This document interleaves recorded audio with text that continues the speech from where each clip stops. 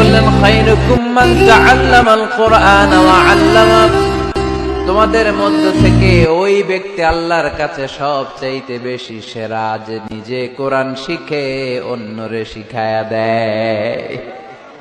আপনি কোরআন শিখলে আপনি সেরা, আবার আপনি যদি শিখায়া দেন তবেও আপনি সেরা।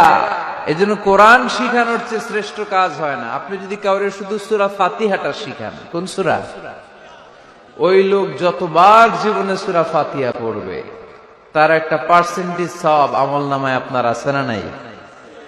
আবার ওই লোক যদি কাউরে এই সূরা ফাতিহাটা শিখায়, আবার যারে শিখালে এ যদি আবার আরেকজনরে শিখায়, এভাবে যতজনকে শিখাবে প্রত্যেকের সওয়াব থেকে একটা পার্সেন্টেজ সওয়াব আপনার আমলনামায় দিয়ে দিবে কে?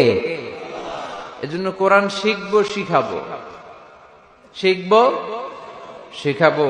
যারা কোরআন জানি না, কোরআন জেনে মরবো। No excuse will be granted that day. সেদিন কোনো অজুহাত আল্লাহ গ্রহণ করবে না। সব পারো, কোরআন পারো না কেন? সবই তো পারো।